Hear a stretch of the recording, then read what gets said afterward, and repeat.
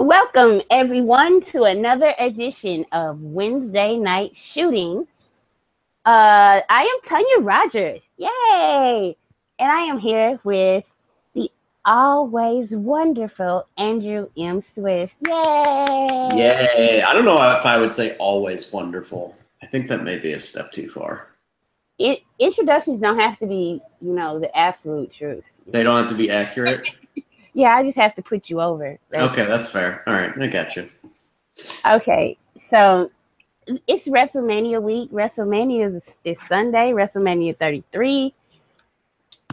We have a lot to unpack because this is a pretty stacked card.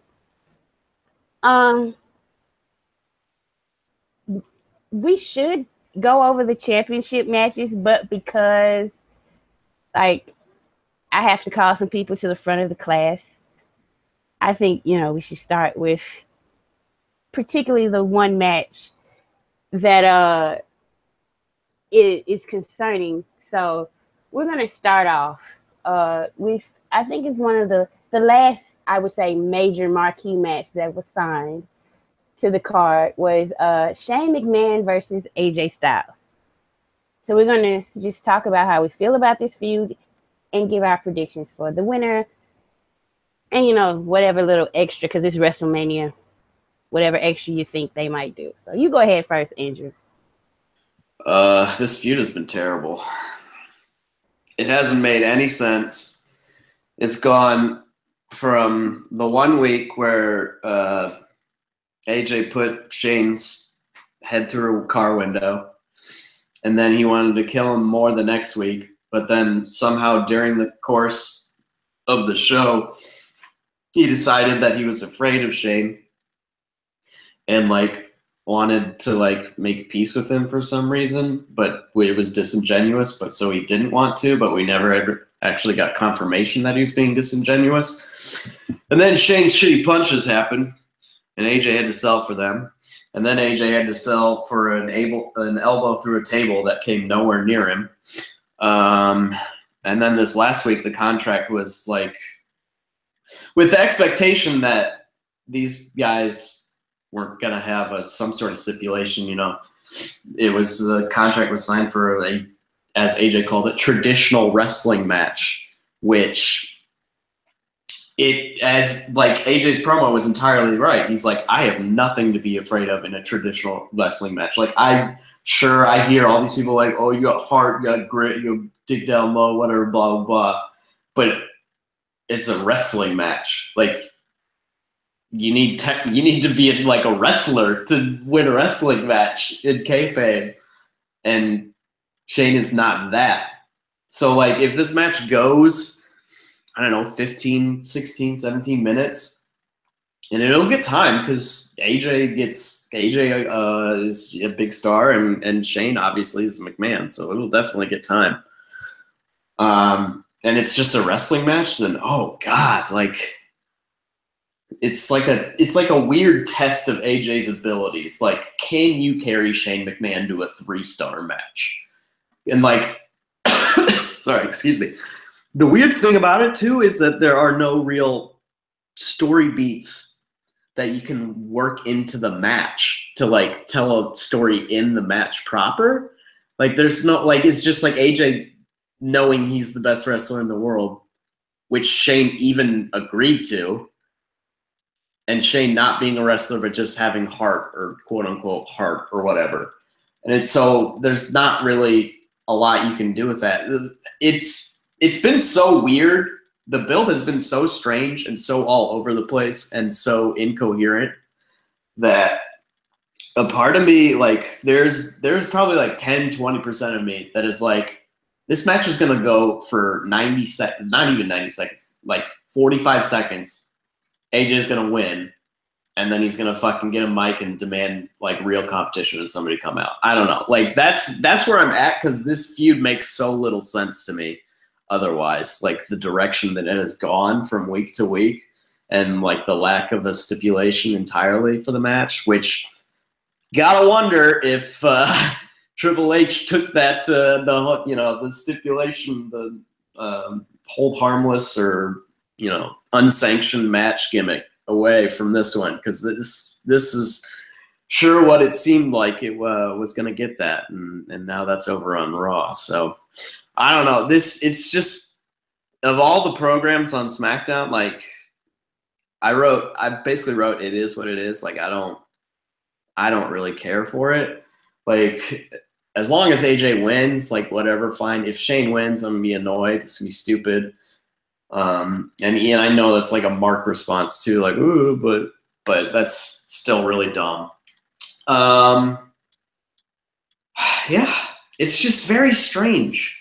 Like, why on earth this feud got booked into a traditional wrestling match? It does not make any sense whatsoever for like how the feud started, or the capabilities of the people in it, So I guess we'll find out in what, 4 days. Yeah. So you're definitely saying AJ's going over, absolutely. I sure hope so. Boy, I tell you, like,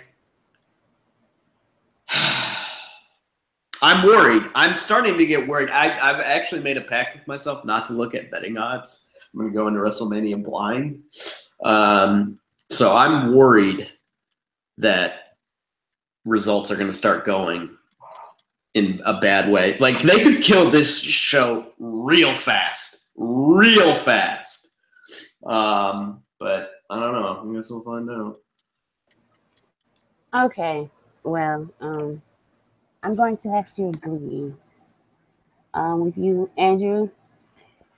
Last night I was too busy, like, consumed with the hate that I had for Shane McMahon to like register what was going on with the scene. So, this morning I got up, I watched it, and that's when the light bulb came off in my head. And then reading certain things in the daily open thread, knowing certain past rumors that I've heard, Triple H has nothing to do with this. The idea was floated for this match to have it, and it was just rejected. And I don't think Triple H has anything to do with that. And Triple H might have heard it. Well, I'm sure he did, because he's head of creative. And he was like, oh, well, shit. Self's injured. I'll take it. Sure, fine. Make my night easier on me. Right? So, and I really hate to do this, and I'm kind of stalling. But I am going to need Ryan Ward and the Road Dogg. I knew it. I need both of them to sashay right on up to the front of the class, because we need to have a talk. Listen, like, I understand, like, Shane had to be on the card and he had to be working here, and I absolutely 100% believe the rumor that Shane saw AJ work with Ellsworth. It was like, okay, I want him since I can't get Brock. So, like, around that time, it was like right before Survivor Series. That's when AJ was working with Ellsworth, and I'm pretty sure that's when they were trying to figure out who, like, the big matches, who goes where. Because at first the rumor was that it was going to be Shane and Brock. Like, people were absolutely certain that that was going to happen at WrestleMania. It fell through probably because people say Brock is for the money, but he also has an image that he protects. Like, he doesn't just make money just by going in there and losing, or even fighting against, or giving a fair fight to motherfuckers like Shane McMahon. So when they pitched him the idea to face Shane, and it wasn't that he was going to, like, as soon as the match started, F5 him and then pin him, Brock was like, fuck this. I'm already doing this promotional shit with Goldberg. That's who, I'm just going to talk to him. We're going to get the paperwork done. So when Brock came preoccupied, see, this is another thing that, like, I have a whole problem with. Dean Ambrose has gotten fucked, according to the rumors I've heard, twice by Yep. booking. Yeah, he's been Because, really hurt in this because Mania season. but yes, he got fucked this Mania season because people were healthy this season. See, last year he got Brock because Cena was injured and Seth Rollins was injured and everybody healthy this year.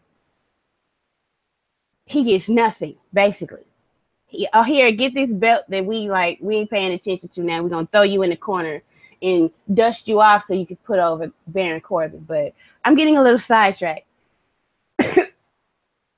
Once it was clear, because at first it was actually going to be Dean Ambrose. I don't know if people remember, but he was kind of acting like an asshole towards management around that time. That was when he got thrown out the building, but he kept coming back in the Mountie suit, this, that, and the other, to face Shane at WrestleMania, and they were building it up towards that.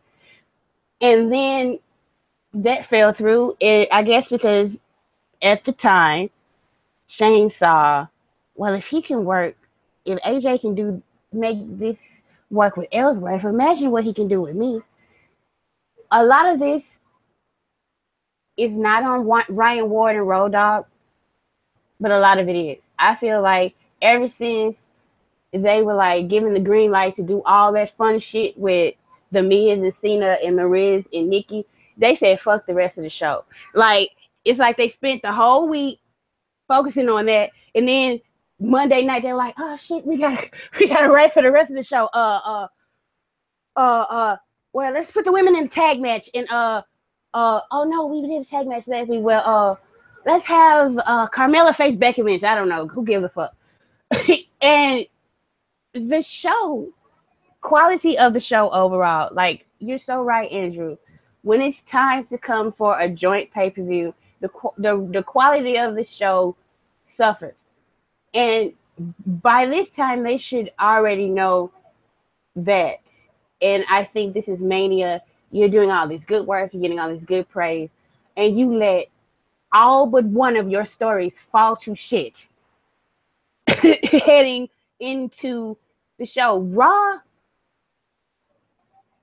actually was better than SmackDown this road to WrestleMania because, to me, they just improved on like one or two stories.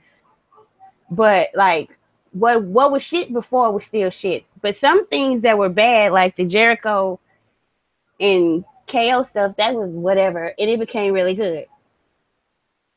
But SmackDown is just like I don't know, especially the way AJ came at Shane and he attacked him. That right there signifies when these two meet, it's going to be more violent than a traditional wrestling match. Like, we've seen people's head go through car windows. We've seen Shane put AJ through a table.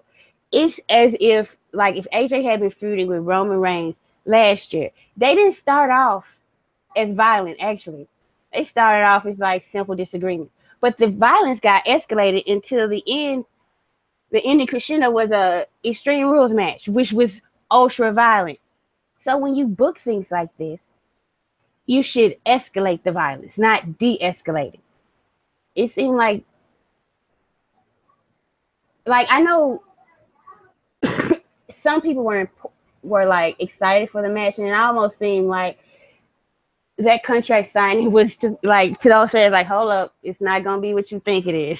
This is not actually going to be good. So just prepare yourself. I don't know. They have to do better coming up. Like, they know the environment they work in. They've worked in it long enough. I'm putting it on them. Just like when I put it on the Raw writers, I'm putting on the SmackDown writers. You know you got these lunatics coming at you from all angles. Triple H over here, Shane whispering to Kevin Dunn over there. But you're responsible for the material that's coming out. And you need to start doing better heading into joint pay-per-views. I don't care what the situation is. Do better. If you're getting all this praise, like I've always said from day one, people are like, well, SmackDown gets the benefit of the doubt. It never has with me. Either I like it or I don't. And I would say, well, I don't like this, but maybe in the future when the rainbows come out and unicorn. No, I want it to be good all the time, every time I watch it. Not just maybe so I'll give them the benefit of the doubt. I don't like that. But I predict that they're gonna have a wrestle, and AJ is gonna cover up for Shane, and it's gonna be decent. And but AJ's gonna win. But Shane's gonna kick out of a fucking Styles Clash. So get ready for that. He might kick out of a phenomenal forearm too. And after the match, AJ is definitely gonna shake his hand. Why would you like? I've never seen a situation where somebody offers their hand to their competitor and the person before the fight and the person refuses, where they don't shake their hand after the fight. Now I hope he does what Jericho did to HBK and give him the handshake and the hug, then kick him in the balls and be like, "Fuck you," and walk out. That would be great, but that's probably not gonna happen. But yeah, do better, Ryan Ward and Road Dogg, because as quickly as I praise you, I will get on your ass. All right. So I guess we should go to the next match. Let's start. Let's go to Raw. This should be quick. Goldberg versus Brock Lesnar. There's not much to talk about. Who do you got? Brock. Me too. Okay. I don't care whatsoever. Me either. We don't have to spend that much time on it. We've gotten our predictions. So we're going to the WWE Championship match. Bray Wyatt, the champion, versus Randy Orton. And I kind of know about the Wyatt long con, but I want you to kind of explain your theory on this. And if it is how you think it is, how does that affect the result of the match? Who's going to win? Yeah. It's less of an actual defined theory. The hashtag itself is kind of a joke. It started when the Eric Rowan video from last summer resurfaced, and I wrote that post about was Sister Abigail's body really burned last night or whatever, and that post did very well, and there was I won't go into it, but there was a reason for me to very strongly suspect that either not exactly that sort of thing, but there was some sort of extra twist in the tale to come. I'll put it that way. And so since then, I've been trying to figure out what possibly could be going on with this feud. And it comes back to in the very beginning of the feud, all the way back last summer, even last late summer. And I would write something about it, and I'd be like, this feud's going to be Randy Orton's going to, trick the Wyatt family, and then he's going to eventually go over and Bray's going to look like a dumbass or whatever. And it's going to be same old story for Bray Wyatt. And that's my fear is that when Orton goes over, because I think he is going over, but I'm really hoping Bray does, then it'll feel like that to a lot of people. It'll be oh, Bray Wyatt just, got punked out like usual. He was just a champion this time. They put him higher up the card just so that they could have a more high-profile punking, kind of. So it's kind of my hope that there's more. The Wyatt Long Kong is my hope that there's more to this story than we think there is. And the Rowan stuff really makes me think something is up. And the way they've brought Luke Harper in and out of the story, and how they've had him address Wyatt lately has been interesting to me. I feel like there's a dynamic that is coming after WrestleMania when the story starts becoming more of, I think, more a strictly Wyatt family dynamic, and Randy sort of goes and does something else. I'm just, you said, you're talking about how, and I was saying that the Shane versus AJ, having a wrestle, please don't have that.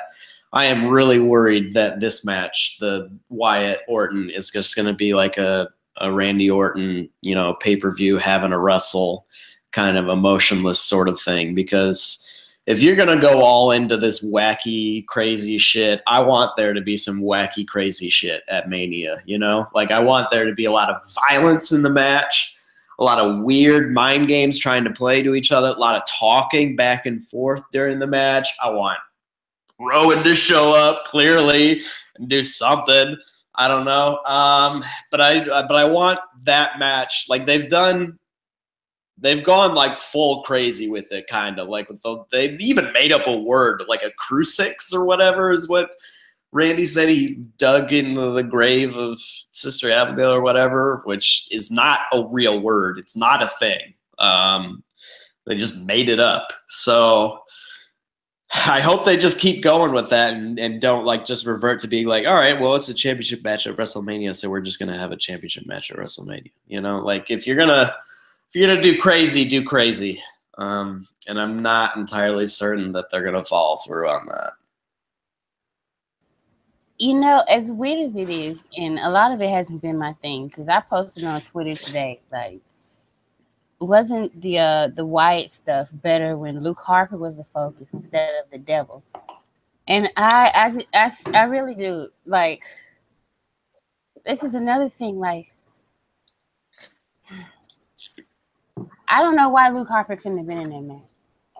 I still say that. It's like it seemed like when AJ Styles beat him, my interest in this match just went down.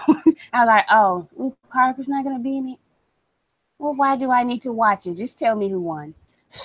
Like, seriously, like Bray doesn't have that good of chemistry. Like the people he has good in-ring chemistry with, it's weird. Like it's not a lot of people. Like, I don't know. It's just something.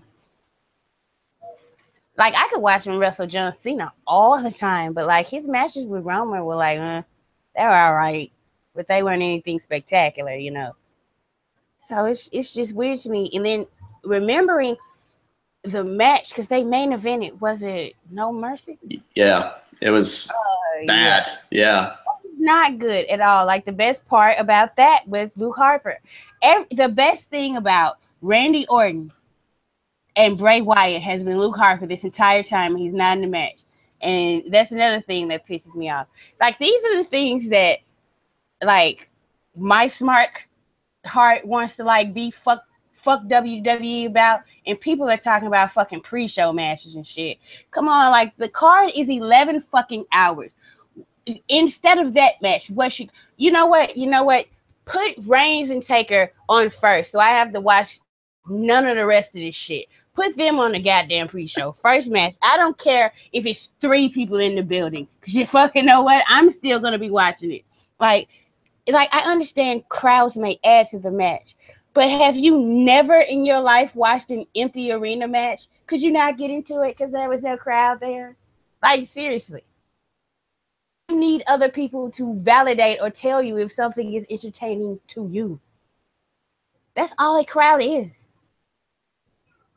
Like, people cheered Hulk Hogan for years. I never believed them. They were all liars. Bray should win. And if he doesn't, I'm whatever about it. I just hope the match is good. And they should focus on the future. Yes, I understand they want one top guy, but that top guy should be wrestling like his contemporaries, not guys who were like wrestling when he was in middle school. Like, seriously. Or probably was the Undertaker wrestling before Roman was born? I don't even know. But yeah, I know some people are into Randy. He's cool, but I think he should be enhancement talent. He's so fucking over for doing nothing. He's over for existing and having Diamond Dallas Page's old finishing move. That's it. Like, other than that pose in front of burning up the house, what has he added to this feud, really. Really. It's been all Luke Harper. And like I don't get that upset because I don't even think about it anymore because it's fucked up. Because like I was thinking about because when Luke went out and I was like, why isn't it a triple threat? And I was thinking, I was like, fuck, Randy's gonna go over. God. And then that brings back my old like memories of like when I absolutely hated Randy Orton because he was the company's favorite. Yeah, so not really. Like if that match is on after the matches that I want to see, I'm not gonna see it that night. Like I'm serious. I get up way too freaking early in the morning now. So we're gonna move on to uh, the Phenom versus the Big Dog, the Undertaker versus Roman Reigns. I just looked it up. Undertaker like first started wrestling in 1984, and Roman Reigns was born in 1985. God damn it! I'm right. Yeah. Undertaker was wrestling as long as Roman Reigns has been born, and there are people who would be upset if Roman Reigns beats the Undertaker after everything. Like Roman Reigns beats the Undertaker, that means his career is shit. Okay, first of all, for everybody who's rooting for the Undertaker, just because I really think this is gonna be his, they are so scared. It really makes me question: are these people like really true Undertaker fans? Because like I know he's been so injured. Motherfuckers were saying that he only has a year or two left in 1999. Can I make it any more clear that Undertaker is like, I don't know about New Orleans because if they're going to build the story between Brock and Roman, the only two people that beat the Undertaker, it would make sense if he would miss that one. And if he's gonna have hip surgery, stay up, rest up, feel like if he takes a whole year off, he can come back at 35. I'm telling you, we're going to be talking about an Undertaker match at WrestleMania 35.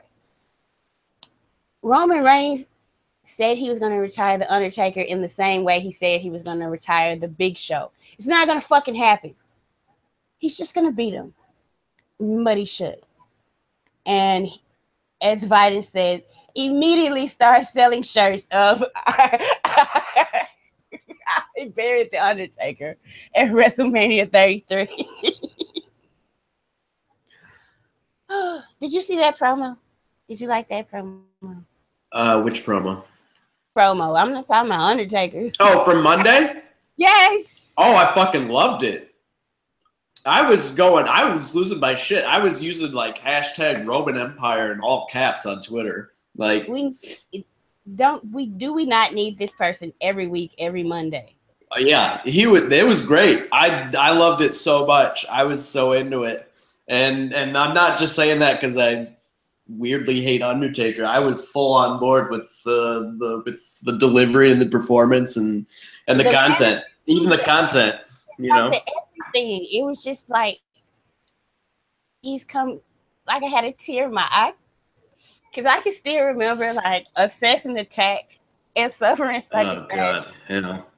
And you want to know who didn't call himself a giant? So I'm just sitting here like, Lord, finally, they're giving this, like, he has character, he has motivation.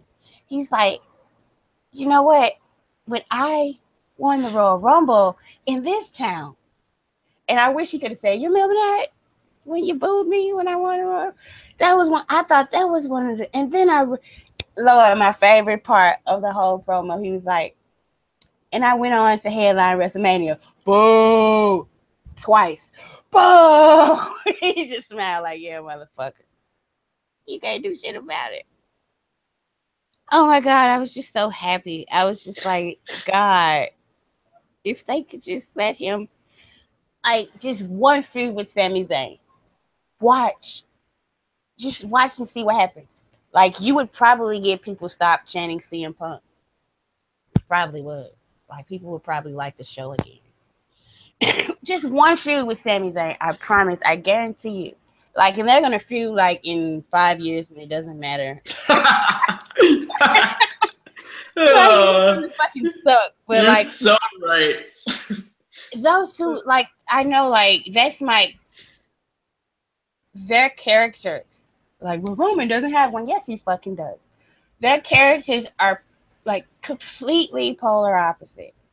Like Sami Zayn, like had to scrape through the indies for years. And Roman Reigns, all he had to do was make a phone call. It's like, yeah, I'm ready to come try out now. Like, God, I would love that feud, but no, they're gonna have him face Braun Strowman again. Like, ugh.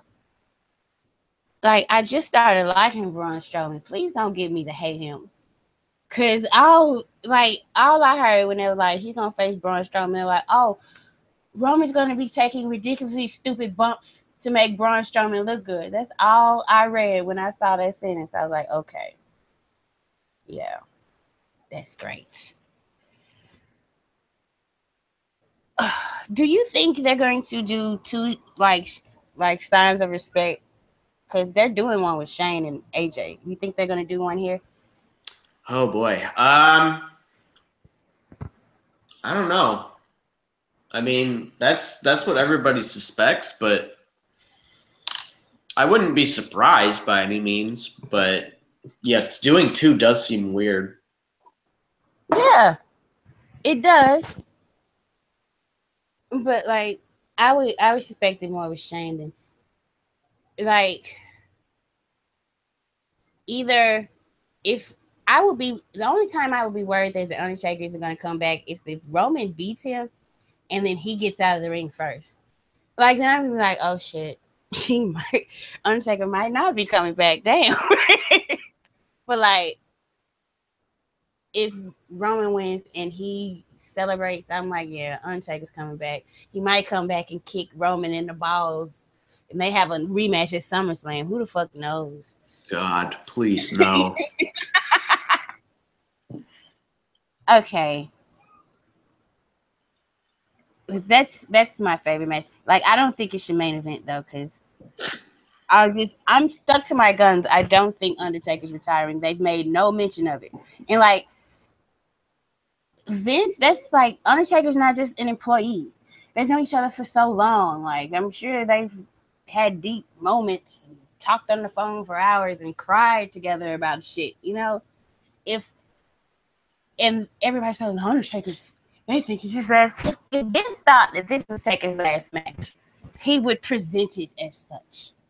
I just that's my strong belief. I don't know. It could be wrong.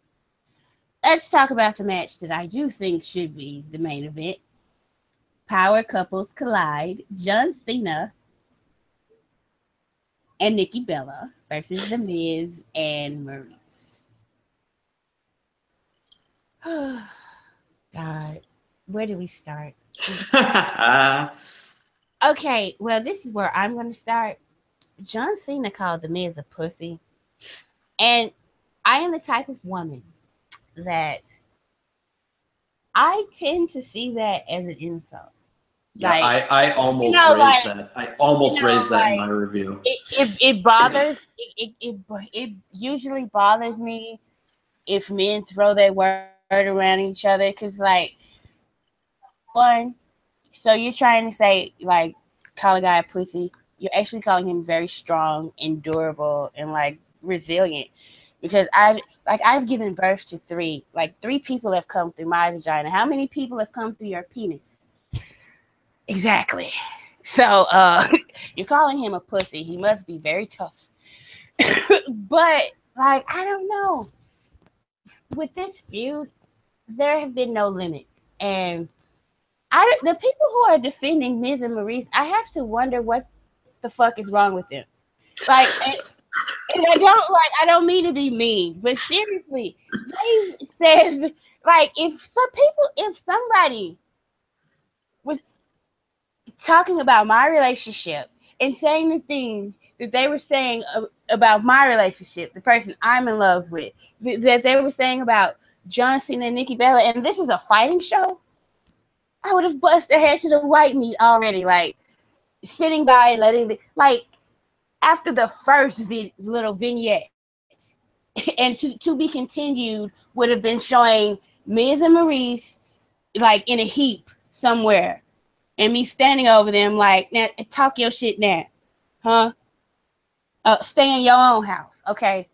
Like they have thrown, like they are claiming not only that Nikki and John are the ultimate opportunists. They're deceiving the fans. They're only together because they think it makes them look good. Their love is not real. Nikki is like just desperate, the most desperate, pathetic woman ever because she doesn't have children and she can't get married.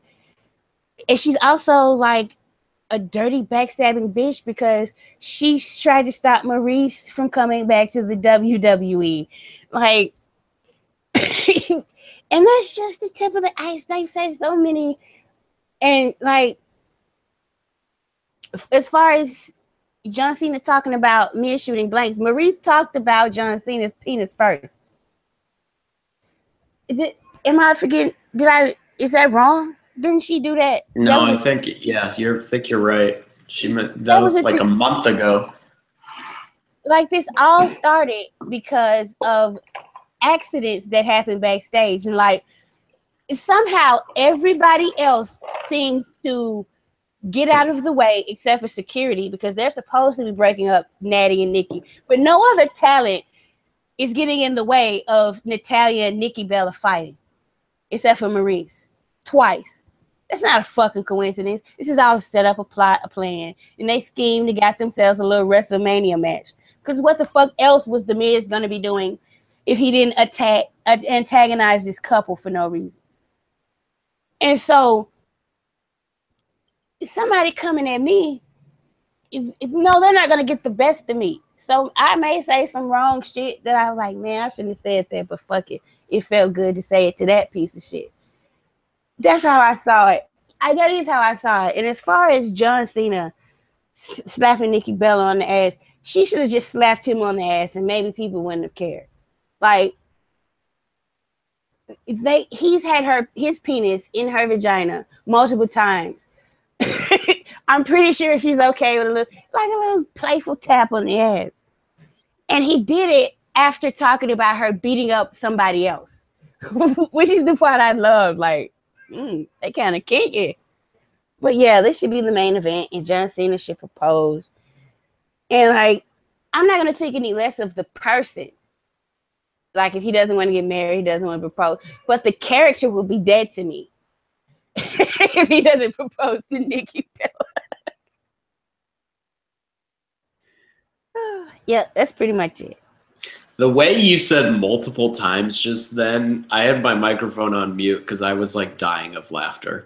But just he has had his penis in her vagina multiple times, and this is the fact that you said multiple times is like, yes, 7 times they've had sex or whatever in 5 years or whatever. I don't know. It's just funny. Oh boy, this feud is life. This feud is everything. This feud is pro wrestling. I mean, I've been calling for this to be the main event for weeks now, and I even titled the recap the main event because I tell you, like, if you want to talk about how WrestleMania is a spectacle sort of thing, and it's like where all the big stars come out and you try to get people to, watch stuff for the whole rest of the year. Well, John Cena is the biggest star you have. I'm sorry. He's much bigger star than Goldberg and Brock Lesnar. Much, much bigger. He's out here doing like mainstream Hollywood movies and getting like pretty good reviews for his work in them and hosting all kinds of, talk shows and award shows and whatever. So he's your biggest mainstream star. Nikki Bella is your biggest female star because she's done an extremely impressive job of building her brand. She's been an extremely successful businesswoman and entrepreneur, and and her sister, like, not to discount Brie, but Nikki has definitely sort of been the forefront of this. Like, they've done an extremely impressive job of building themselves up, where like when they left WWE, the first time, they didn't sort of like make it that far, but not since they've come back. It feels like they've become really big stars, and the Total Divas and Total Bellas have definitely helped in a big way with that. And like The Miz, if you go like calendar year from like WrestleMania to WrestleMania, he's had one of the 10 best years in the company. In terms of like all of the promos he has cut. First of all, he made Dolph Ziggler look like a really entertaining and like rootable face. And like now everyone admits that Dolph Ziggler is clearly the worst part of SmackDown because he just does not give a fuck whatsoever. And The Miz made that dude like a hero. Like, you telling me that The Miz isn't? I mean, he's just been incredible. And Maurice has added so much to his act, like in adding legitimacy and even like when she has added to this feud, like verbally, like she's done a really impressive job as well. She's done really well. Really good job. So this feud has just been like, I can't say enough about it. Like there are not words that I can conjure that would accurately express how much I have loved this feud. And like, it's what pro wrestling should be, It's absolutely what pro wrestling, what at least one part of pro wrestling should be. And it's the granddaddy of them all, biggest spectacle. Like, this is your biggest spectacle, especially in a goddamn proposal in the middle of the ring. Like, this is the main event. I don't think there should be really any question whether this is the main event or not. Like, Brock versus Goldberg is cute and all, but that's like a Survivor Series main event, That's not a WrestleMania main event in 2017. Sorry, it's not. Like, you can think it is, but you're wrong when you got John Cena, Nikki Bella, Miz, and Maurice out here pulling gangbusters like every week, literally putting out what feels like the best segment in wrestling history, somehow topping themselves every week on end for like a month and a half straight. It's just insane. It's just absolutely insane, like the quality that has gone into this feud. Like how funny it's been, how relevant it has been, how dark it has gotten, how deep it has gotten, and like how consistent the story they've told ever since the brand split.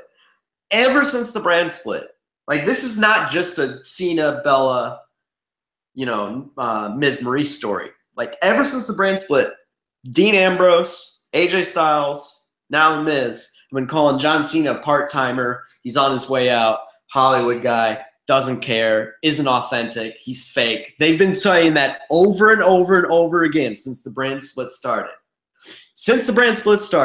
Carmella, Natalia, now Maurice have been going nonstop about Nikki Bella, about how she's using her relationship to get to the top, how she's basically slept her way to the top, how she's not talented, how she's, only there because she's pretty, she's not there on her merit whatsoever.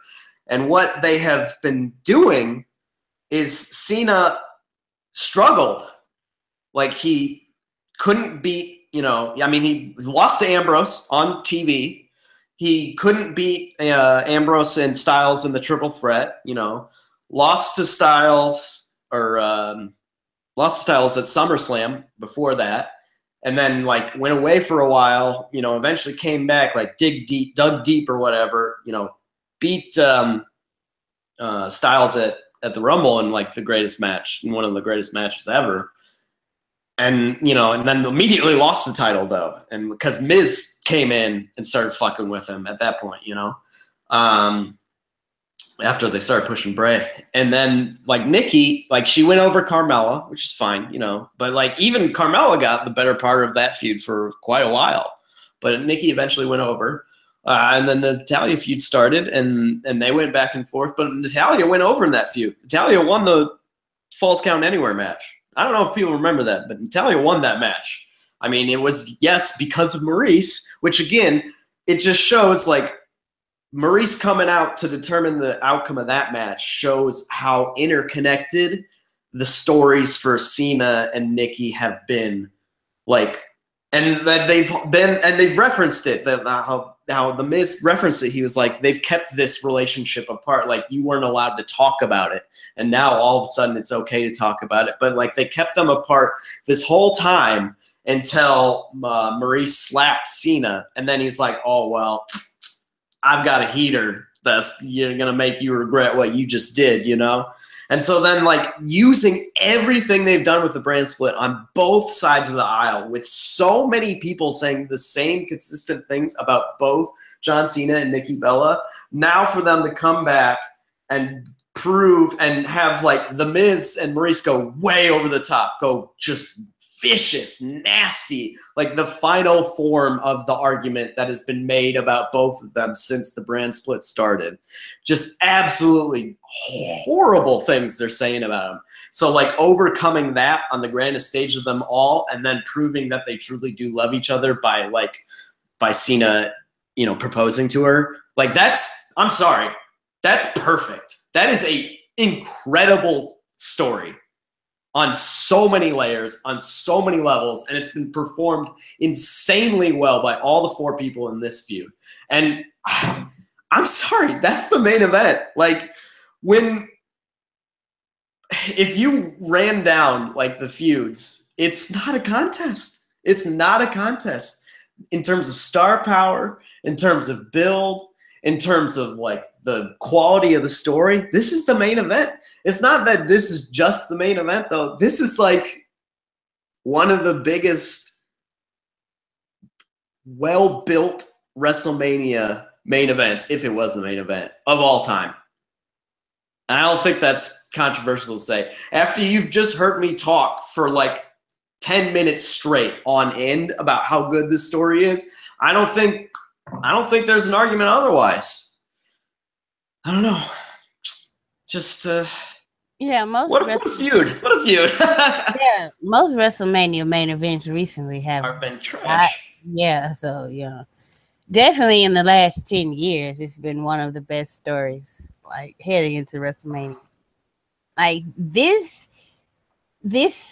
match feels like a WrestleMania match. Undertaker Reigns feels like a WrestleMania match. Yeah. Goldberg Lesnar, that feels like a WrestleMania match, but you know, considering like who's in the match, we all know why it's lackluster. But like, it's not much else that does. I would say Owens Jericho does. Yeah, I was thinking of that. Let's go to the next match, though. We got to talk about the unsanctioned match between Seth Rollins and Triple H. You can spend all your time talking about Triple H. I'm just gonna talk about how Seth Rollins and like a little glimmer in my heart that maybe the Seth Rollins that I fell in love with come back, cause like he gave a promo and it was just like, oh my god, he should have said this like so long ago. Like like I don't understand. Like anyway, it was how about him. He didn't like the person that he became when he was with Triple H. It really wasn't like blaming Triple H. He was just like, I should have known better because like I was aware of who you were and I didn't think about like, you know, when you get this opportunity presented to you, you don't think of all the drawbacks. Like, you know, what kind like this isn't the best person. He isn't really on the up and up, but screw it, he's on my side. So let me jump head first into this. And you don't realize the totality of the sacrifices that you're going to have to make in the person that you're going to have to become to live this life that you've accepted. And like the fact that he took it there, that was some deep shit. I was like, you do not say this on the go home. You say this like so many, like good. I just don't know. I really don't. Why they waited so long for him to like admit that, yeah, I was a shitty person and I did some bad things and I really didn't like the person that I became. But I was just lying to myself because I was successful. But now that I'm down and out and I have to like reevaluate and look at myself like, I don't like that. And he came at it like he's not trying to get revenge on Triple H. He doesn't like Seth Rollins legit was like, I don't even like I'm not trying to win. I'm trying to exercise this demon called Triple H out of me. And I was just like, yes. Please, whatever happens Sunday, let it be fucking over. Let him move away. Stop take it away the pedigree. Give him some new music and everything. Change his name. Don't even call him Seth Rollins. But yeah, I think this is the match where it could go left because Triple H has backup. You see where I'm going to? Oh yeah. Yeah. So like and somebody mentioned it how weird it would be like if Samoa Joe was out there basically wrestling the match for Triple H because it's unsanctioned. They can do whatever they want. And somebody is healthy now. But it's weird because he got injured by Seth Rollins. Right? So, yeah, and then Seth bragged about it. Yes. But this is exactly why he should have been like like I know Finn getting injured was sucky, right? But they had him brag about injuring him on the same show that Triple H turned on him. Like he bragged about in the promo earlier for the match. Then in the main event, Triple H turned on him. Yeah.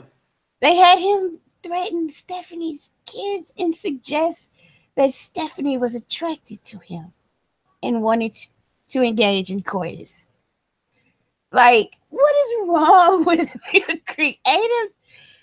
Oh, Triple H. Now, see, this one, I'll lay all of this shit at his feet.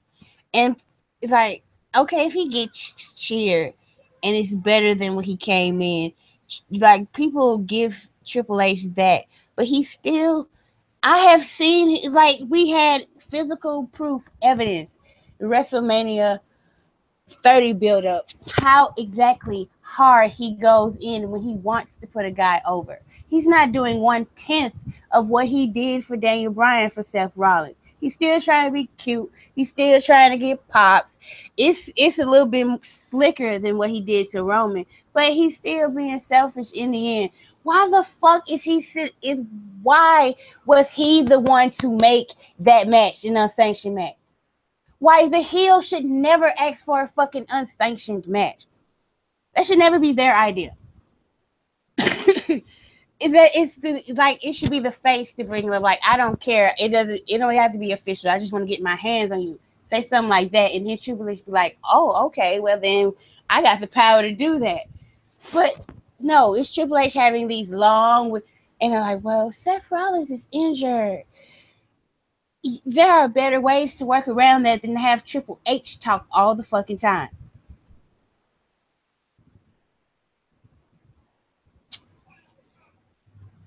I hope I really don't care what happens. I just hope that the next day Seth Rollins is far removed from Triple H and that is over.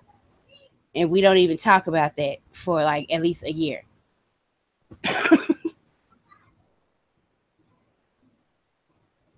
I keep forgetting that this match is on the card. I have forgotten too, but I'm looking at the list. So yeah, there's so many matches on the card. And also I review Raw, so I have to watch every single second of it. So I've seen this shit. Go. Yeah, I don't really have much to say about this. Like Seth, I really liked Seth's promo on Monday. That's pretty much the only thing I've liked from this entire feud.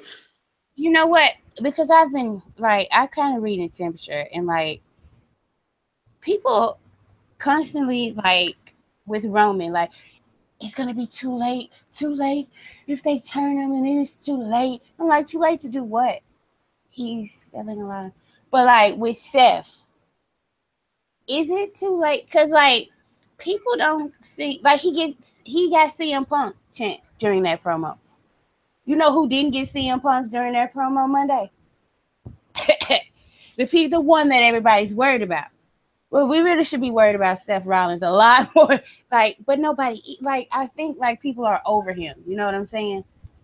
Yeah. Like, I don't like. I think some people will be mad, but honestly, I do think like one of the rumors I read, which blew my mind, is that like when Seth Rollins was injured, Triple H was still pushing, like even though there was no fucking, the only in storyline out of his mouth, he's trying so good to, trying so hard to be good and stay in the suit, but behind backstage he's fucking panicking because his WrestleMania opponent won't be there because it's in Orlando, it's NXT, he has to have a match, so he's treated like a god king. It's like shit like that. It's pisses me off, and that's why I pay attention to it, because like people are like, well, I don't care, and no, I care, because if Triple H has to wrestle, he needs to be putting people over and making them look as damn good as he can, because I saw him do it out of pettiness and spite when CM Punk didn't want to face him. So if you could be petty and do it for one person, you can be a good businessman and do it for these guys you call kids and tweet your damn photos and promote your vanity promotion for it. Like seriously, he's put on it did not blow people's mind. And Triple H put over Daniel Bryan better than anybody from NXT. Yeah. Okay, yeah, I'm getting upset. We can move on. Like seriously, the next match on the card. Oh my God, it's before KO and Jericho. The Raw Women's Championship Fatal 4-Way Elimination Match. Okay, you want to go, Andrew, or would you like me to go? I don't even know what I have to say about this match. Like, the TV has not been good. No. The TV for the Raw Women's Division / the Women's Division Unified before that has not been good since the call-up. It's other than like a month and a half when they pushed Becky Lynch as the babyface. It's Bayley's story is strange. Sasha's story is non-existent. And Charlotte is just basically an omniscient god telling us what is happening, even though she's the heel and we're not supposed to believe her. So none of it makes a whole. And also Nia Jax is there. Charlotte has been portrayed as the wronged party here. Yeah, right?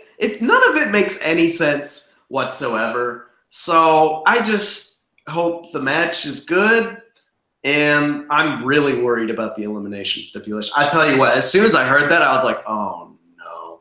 Because it's a really dumb way to get Sasha out of the match first, to get have some weird accident incident. They are going to kill the crowd. Exactly, in Orlando. As soon as I saw it, I was like, they're going to have some incident where, like, Bayley accidentally knocks her and, like, Charlotte rolls up Sasha and she's be out first. No, they're not. People be fucking pissed. And stop it. No, stop it. No, they're not. They are not going to do that. Stop it.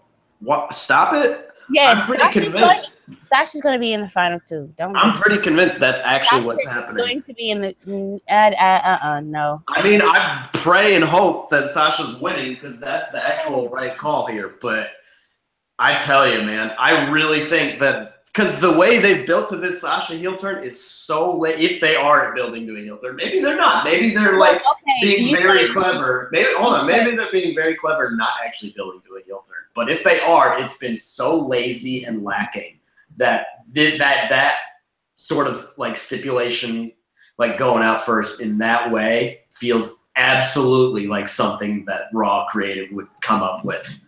as a way to be like, oh, she's frustrated, she's going to turn heel. It's adding to her frustration. And it's incredibly stupid.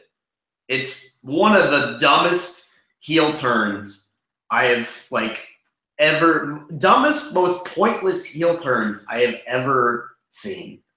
And it should have been a big moment, and it's just going to get cheered, which is funny, but whatever. I can't even with the Raw Women's division anymore. It's just like the performers put on great matches, and everything else is terrible.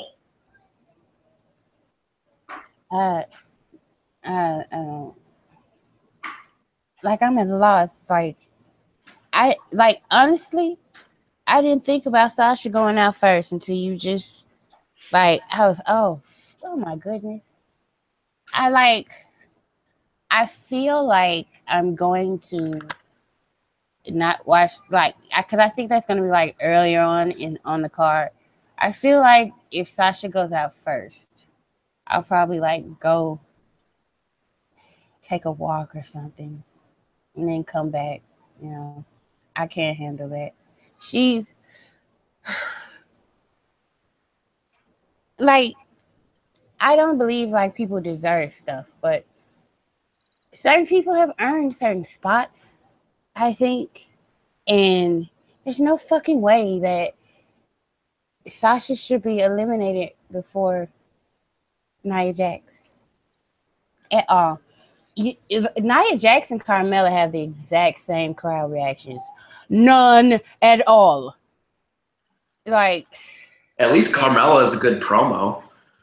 Yes, but it's still definitely quiet. Oh yeah, I know. Oh, I'm well aware. Carmella can get heat with her talking. Yeah. But I think Nia Jax sometimes can get a reaction with certain moves of hers, but most of the time people are very uninterested in Nia because she's not scary. And it's not because she doesn't know how to make herself seem scary. And it's not because of her looks, because Alexa Bliss absolutely knows how to make herself seem scary. Alexa Bliss is scary as fuck. And she's not even she's a teeny tiny lady. So they should have just kept it a triple threat, and I hope Sasha or Bayley win. That's it. Yeah, that's pretty much where I'm at. I don't really care. I hope the match is good, and I hope Sasha wins. And if she can't win, I hope Bayley beats Sasha in the final two. Anything else in that match, I'll be annoyed. Yeah, I'll just be like, this is stupid. But I don't know what I was expecting. So, which is why I'm trying to brace myself for the worst possible outcome. Maybe they got it out. All stupid WrestleMania decisions out of their system last year. Yeah. Yeah, so they're gonna make some good ones this year. United States Championship match, which is another match that kind of called for a stipulation, but I guess they would have to call the pay-per-view Extreme Rules. Right, yeah. If they, yeah. So Chris Jericho versus Kevin Owens. This is all anchored on the Festival of Friendship. And apparently this is what this really is all about, is that Kevin Owens is a Y2J mark. And he used he kind of sucked up to Jericho, used him, and then threw him away when he no longer had a use for him. So Jericho, I read somewhere where somebody's Jericho, is he going to get his revenge? I don't think so. I think the prize fighter wins and becomes United States champion. They have to have, see, all these people who are upset that Kevin Owens lost the Universal Championship, well, he's still going to be the top champion on Raw after WrestleMania, because he's going to be United States champion, and the Universal champion's not going to be there.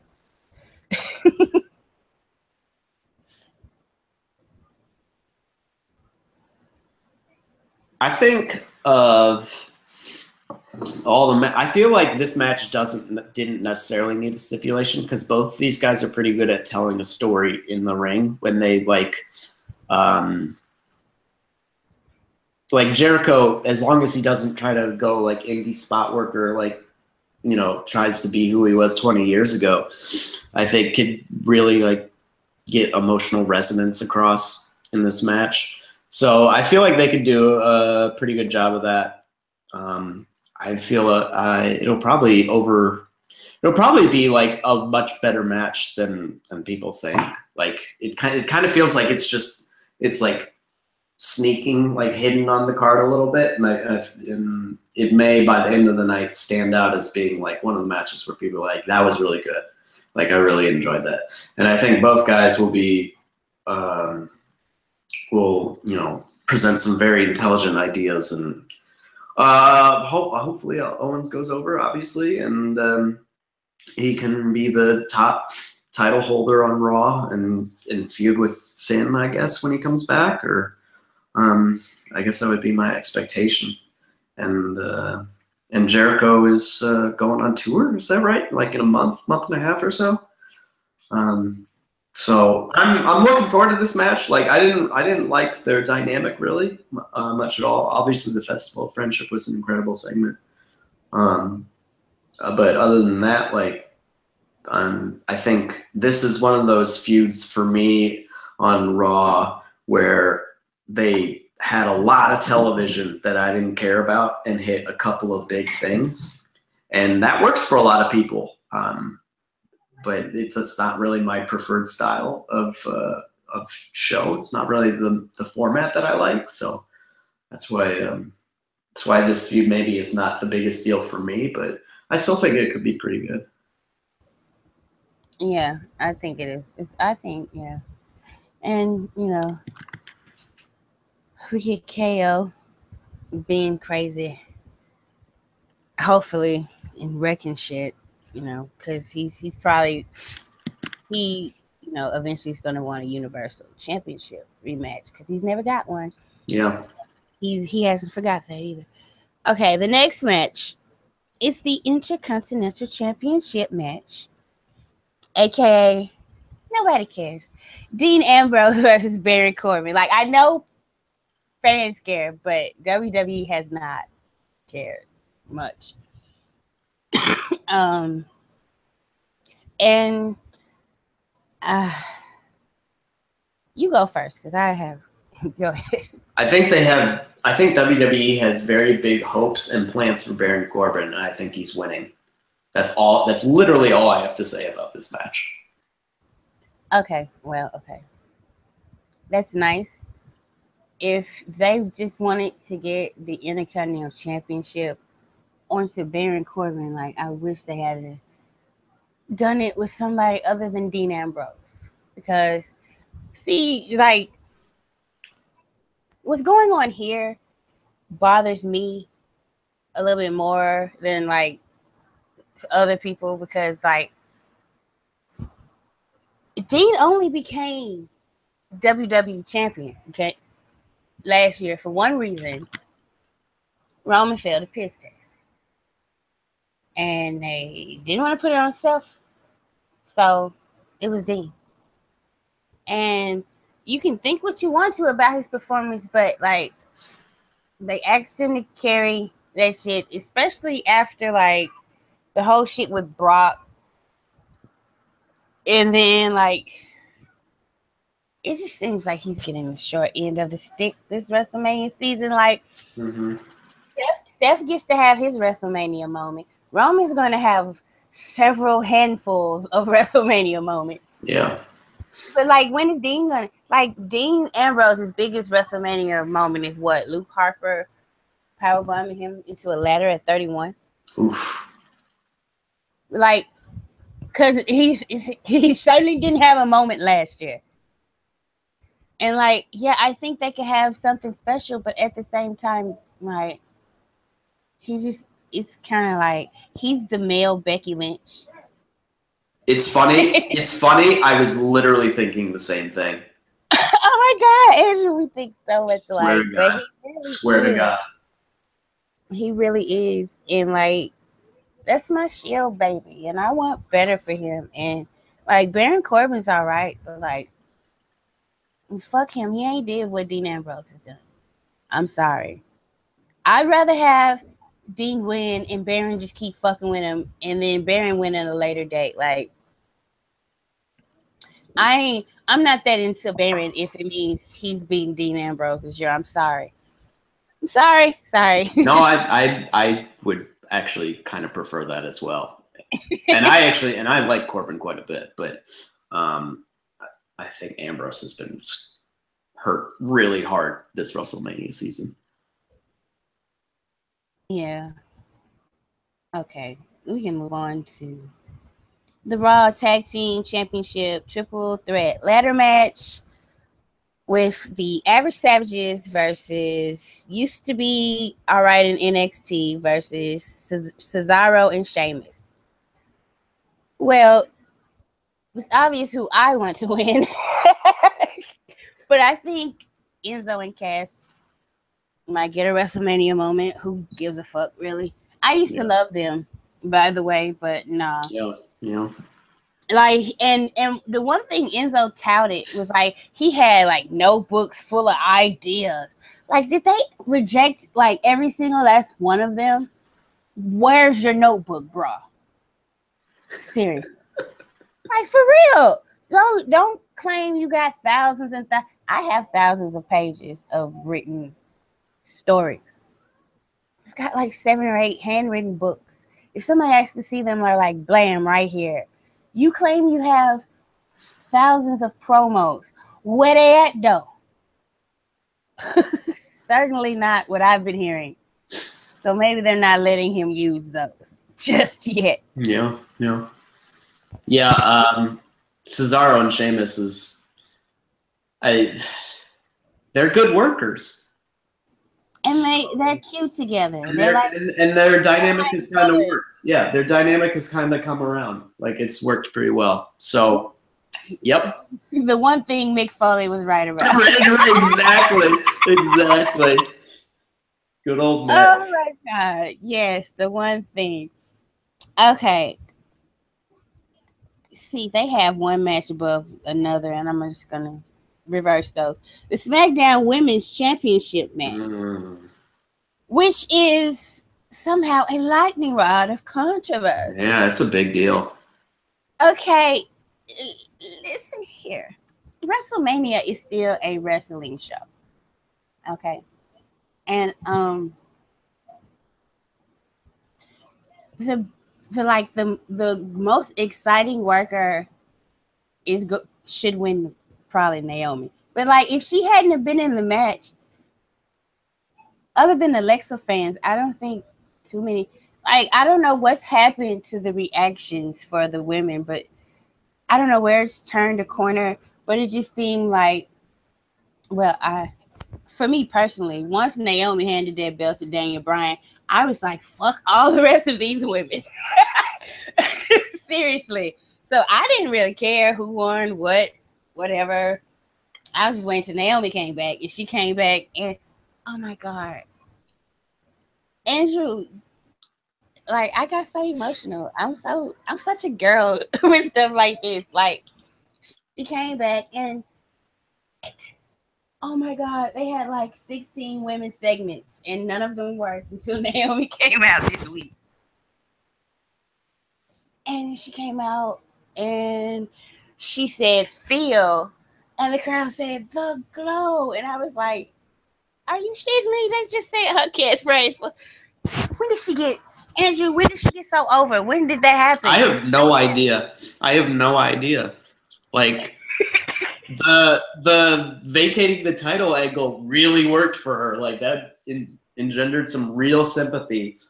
Also, her offense is exciting, so it gets people excited.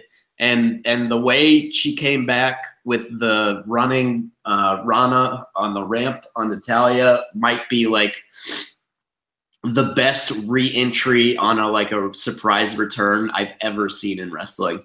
Like that was Like she was running down, and then she did that, and it was just like, oh shit, it is on. She got like, real quick. And like people were losing their shit everywhere. Like, oh my god, you know. So yeah, she's a breakout baby face all of a sudden. She's still pretty young, isn't she? She's still like 29. She's 29, and I think what it was, she's been in the WWE for a while. Time. Yeah. And people were criticizing her, but she just couldn't find her niche. And maybe now, she's been begging to do this gimmick for 3 fucking years. Forever, yeah. And so, like, the fact that she's never been as over as she's ever been until she started doing what she wanted to do. That's like so bad. I'm so happy for her. Like, yeah, and God. And I know there are some people who weren't Naomi fans, and some people like, you can't be her fan now. No, come, enjoy. I told you she was great. Did you not hear her song? It said, I'm amazing. Her and Jimmy are the best. They are the best. Like Miz and Maurice and John Cena and Nikki Bella are actually fighting to be the number 2 couple on SmackDown behind behind Jimmy and Naomi, but you know, we gotta let them know that. Yeah, I don't care about anybody but Naomi. This match is I hope it's better than I expect it to be. I'll say that, and I hope Becky Lynch steps up. I'm not like. You know what? We've gone over this question of like, what's the problem with Becky Lynch, and it's like her offense. Like we keep coming back to that a little bit, and it's like, look at the difference in offense between Naomi and Becky, and like who is the crowd gonna get into there? Like that seems pretty obvious, and that's how it's turned out. And Naomi's been pushed for like a month and a half. You know, she pinned Alexa twice in 2 tag matches. And then beat her. Did she beat her in a non-title match too? I can't remember. But either way, like it happened real fast. And then she lost, and then she vacated the title like 2 weeks after that. And it's been like a month or so since then. So it's been like 2 months since this has all gone down. And Naomi's gotten the crowd way more fired up than Becky has ever on SmackDown. So just saying, like, there's some issues there, and she needs to work on them if she's going to, reach her full potential. Alexa's great. Love her to death. I may have a post coming on Friday. I can't tell if I'm going to be able to write it or not, but I kind of want to do like a preview, because I'm writing the preview for this match, the actual preview, but I want to do like an additional preview of the match from like, as like a Disney story from like Alexa's perspective or whatever. But oh my god! But I feel like that could get like some really good play, but I'm not entirely certain I'll be able to work it out. So we'll see. We'll see. Yeah, I'll be interested in reading that. Okay, let's move on to the Cruiserweight Championship match. Neville versus Austin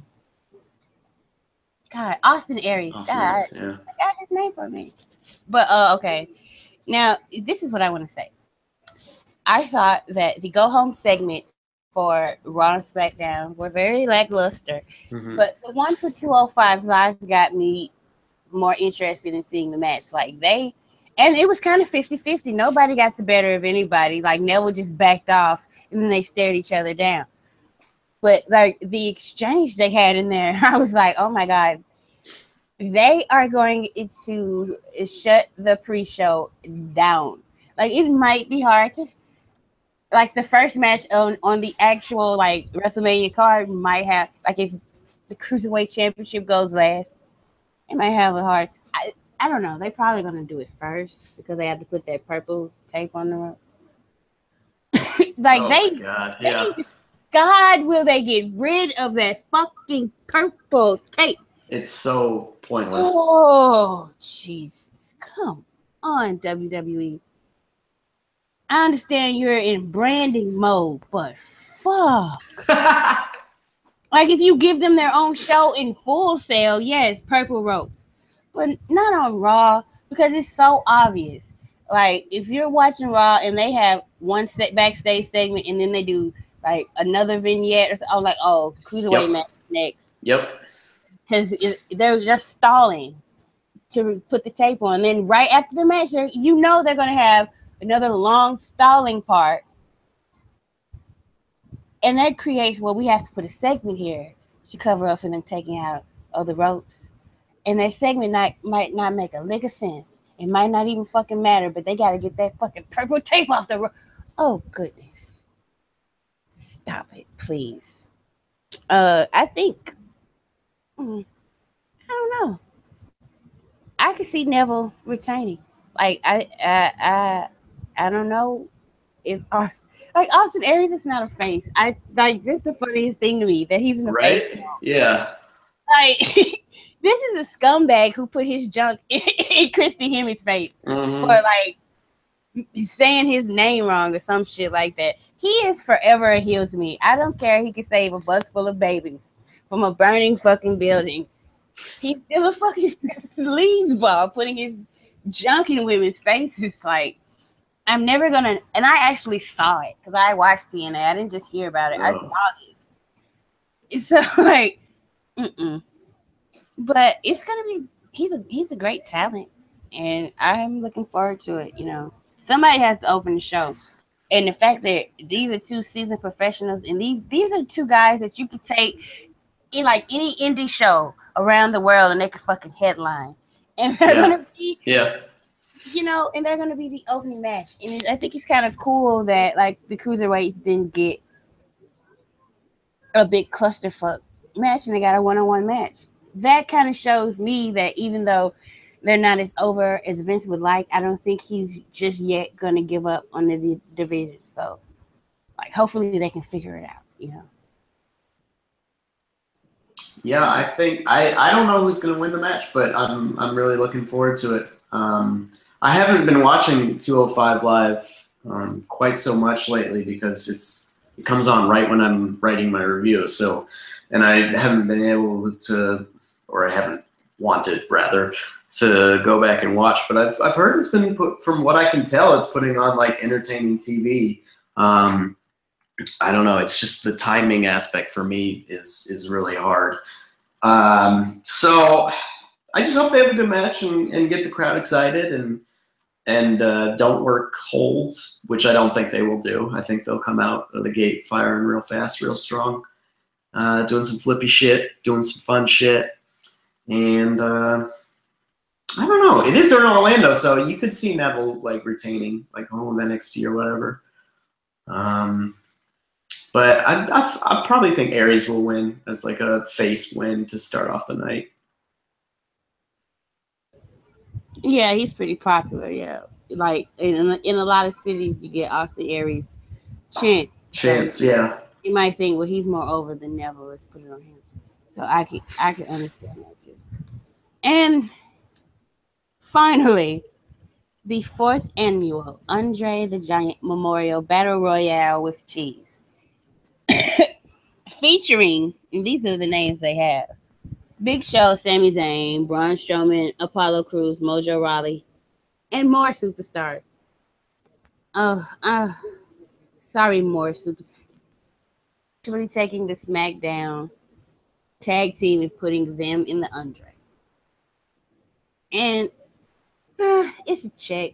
You know, they have. I mean, they've done nothing to deserve a match on WrestleMania. At least on Raw, they've actually been kind of telling some kind of story with the tag teams. It ain't. The Usos won, and they were like begging for a match. So yeah. It just kind of sucks. Like the Usos have been doing good work, and they're back on the pre-show again, but maybe next year. I do like that the Andre has like a couple of legitimate talents in it, like that, like Braun and Sammy. Like those two guys, I hope have a good showing in the match. I don't really care about anybody else, really. in the match. I kind of hope Mojo does well because he's started to get momentum going a little bit as a singles guy. So, and there could be something there with him. I think he could be like something, not like world champion, but like a more valuable piece than we think, even as a singles guy. But I don't know. We'll find out. Yeah. I mean, it's just, it's the everybody get a check. Yeah. We might do something cool. Because, like, I think every battle royal they try to do something cool. Like, the first year is like Cesaro and his fierce strength with the Big Show. And then I think Kofi did some crazy spot too. And then the next year, it was the whole Miz Dow and the Miz stuff. And then last year, it was actually like Shaq showing up out of no fucking where. So, and I don't know where the fuck were they gonna put a Shaq Big Show card? Like, right? Who was not gonna get a match for Shaq Big Show? Boy, that's a good question. That is a good question. Like, where the fuck were they gonna? Yeah. So Shaq wasn't about that life. I could have told them that Shaq ain't. Yeah, it's kind of funny how desperate they were. It is. Shaq ain't nobody. I'm sorry for real. Okay, so the fun part of WrestleMania, who do you think's gonna? Well, they already advertised. Shawn Michaels is gonna be on the pre-show panel. The Rock is gonna show up, but I just hope it's in like a backstage thing with the New Day. I also think New Day is gonna come out once. Mm-hmm. To announce the attendance. And I think because I think WWE, it's clear ever since the stuff with Paige, yep. New Day has not been in the live arena in a ring. Nope. They're just doing backstage stuff.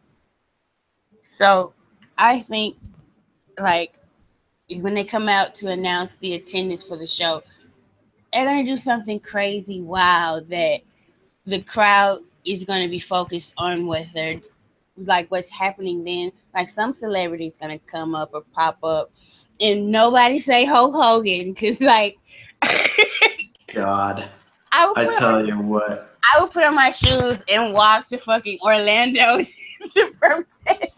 Seriously, like don't you dare, but I don't think so because Hulk was also involved in the sex tape, so I don't think that would like I think that would encourage people to be even stupider with their yeah. So I don't know, but boy, I don't know. Surprise celebrity or return stuff. I have not like thought about that whatsoever. Yeah, it's not my thing, I guess. I would. The only thing is like Al Roker is supposed to be. Oh yeah, he's the special ring announcer. Ring announcer, yeah. For the mixtape. Yeah. I want to see what he does because he's kind of funny. But other than that, yeah, I don't. Okay, like I know who Pitbull is and who Flo Rida is, but I'm not fans like even remotely. Yeah. And all these other musical acts, like it makes me feel so old. I have no idea who these people are, and I have no interest to know who they are. I'm like, really? Who the fuck? Like, I don't know who they are. I know Vince has no fucking clue who these people are. Not a clue. Not a clue. But yeah, okay. Do you want to talk about TakeOver? Oh shit, there's a TakeOver this week? Right? Like, exactly. What the fuck even do they put on TakeOver? Like, what's on the card? All right, okay. Shinsuke, Bobby Roode, Asuka, Ember Moon. Who? Yeah, who? Triple threat for the tag titles.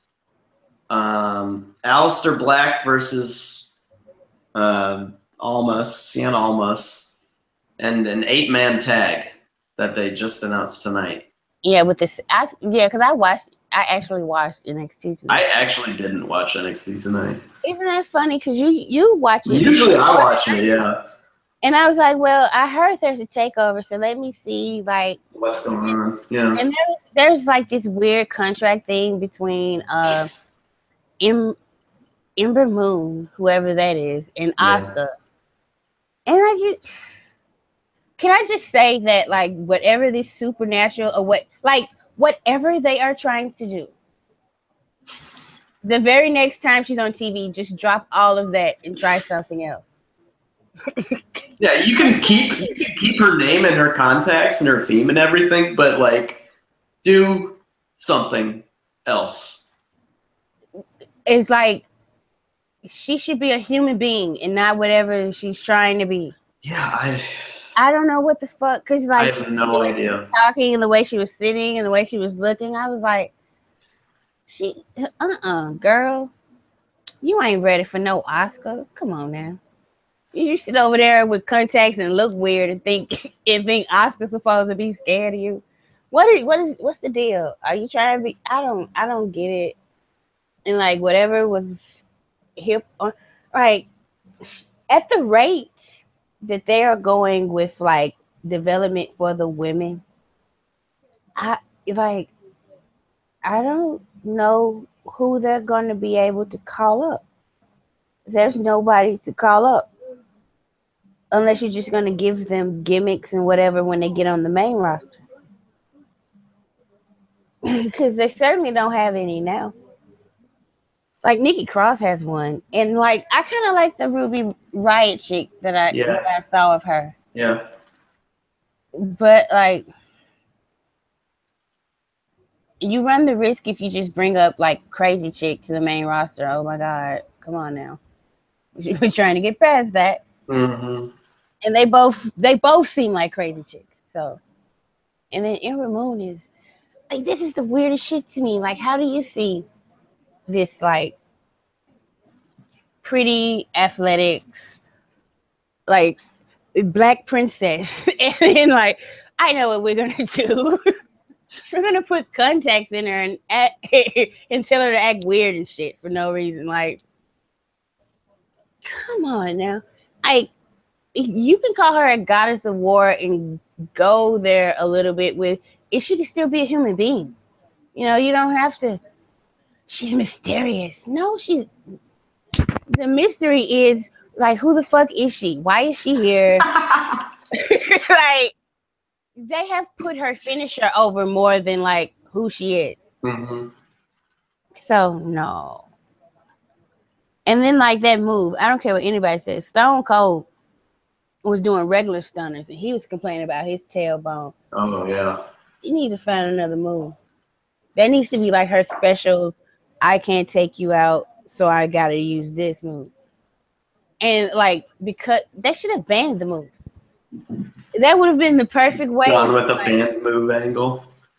Yeah, but you know, WWE cares more about like if kids are going to possibly do this move than if you yourself, the wrestler, are going to hurt yourself doing the move. Yeah.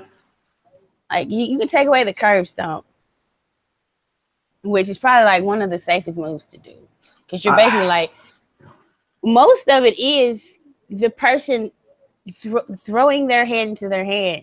Yeah. And giving the illusion that their head is getting slammed on the mat. Seth Rollins has his foot on their back, and he's actually hitting their chest into the mat. I don't know. Yeah, I mean, TakeOver will probably overperform as usual, and the crowd will be hot. For some reason, TakeOver crowds are still hot as shit, even though the product isn't very good. Which is, again, the benefit of having a good relationship with your fan base. Even if you're struggling, if you've been in a good spot with them for a while, they will give you a ton of rope, which is what NXT is proving, because it has been pretty bad for basically since 2015. So, like, have you been watching Bobby Roode? He hasn't done anything glorious. I mean, title reign. The match, again, like the match he had with Shinsuke at San Antonio was I saw that. Yeah, was way better than like anybody expected. It was really good. But like on the weekly shows, there's nothing there for me, you know. Oh, okay. So, okay, I think the triple threat tag team match should be good. Yeah, that'll probably be really, really good. Match of the night, probably. Probably, yeah. Um, That I could also see Asuka and Ember Moon being a sneaky candidate for match of the night. Like if they just have if they just go offense, like both sides just trading bombs, I could see that being a lot of fun. each other. Oh God, I could see that being a lot of fun. I would probably remember Ember Moon if she if she's in a match with Asuka and they're just waylaying on Stood toe to toe with Asuka, yeah. Yeah, hopefully that happens. But like I haven't seen much of her, but I heard she sells way too much like Roman Reigns. Yes. Oh, what a joy.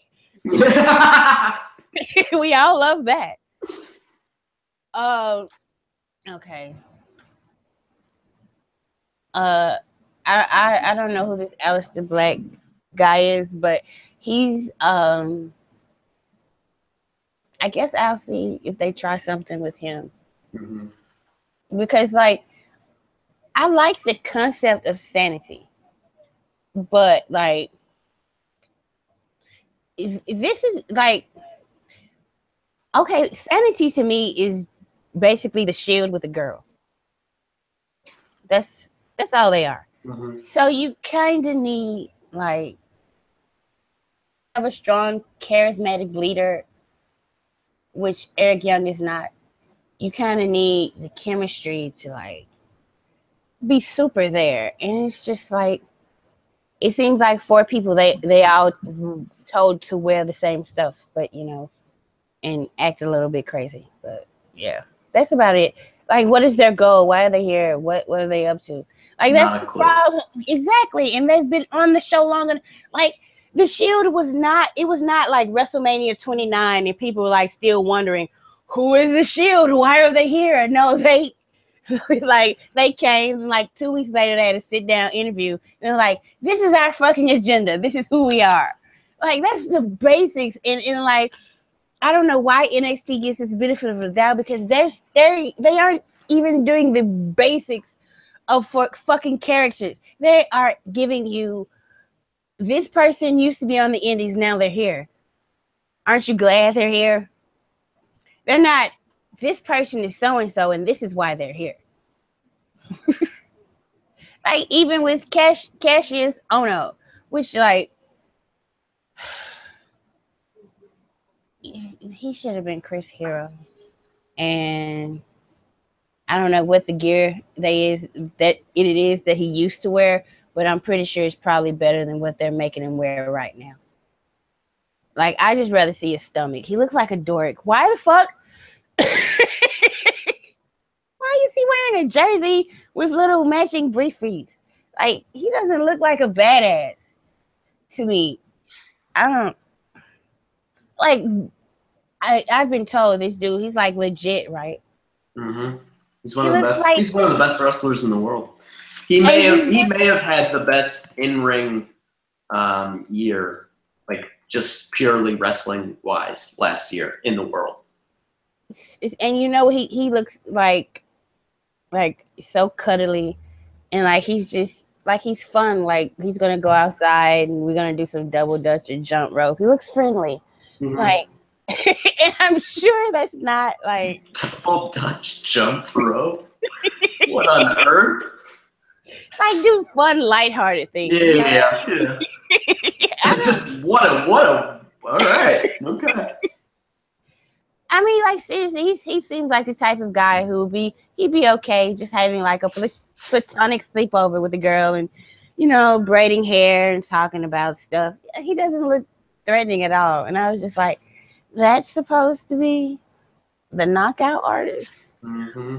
Like presentation matters. That's why Bobby Roode has the NXT championship. Exactly, because it's with this theme song. So, and by the way, like fucking Bobby Roode, like I'm sorry. Fuck what anybody else says.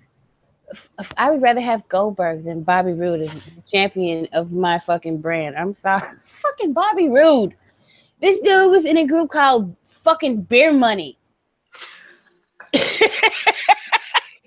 And now, put him in some suits, give him a Ric Flair robe and some kick-ass entrance music. And now he's a champion. He's an average savage. He always has been. Like, they have their places on the card, but the top isn't one of them. And yes, that was a very good match with Nakamura, but Nakamura had to sell his fucking ass off for that fucking match to work. Yeah. Like, seriously, it doesn't seem like Finn, for all his flaws, seemed like he was carrying the company. And it doesn't seem like anybody's, like, it's like Sami Zayn seemed like he was carrying the damn company before he was even the NXT champion almost. Mm-hmm. And right now, it doesn't seem like there's anybody on either side, male, female, or whatsoever, just carrying the company. Just a bunch of people who used to wrestle in here, there, and now they're here. Yep. Pretty much. So, see, I was excited, and then you started giving me scenarios about stuff at WrestleMania. I'm sorry. And I was like, God, especially the one that's just nagging me is Sasha gets eliminated. Oh, I tell you, like that, I have to brace myself for it. You know, I have to brace myself for it. It's not a possibility before this show started in my mind. I'll tell you. This is what happened. That stipulation came out on Monday, and like during the day, and I went to work, but I was like sick, and I left early, and then I left early, not because I was sick, but just because it was time to go.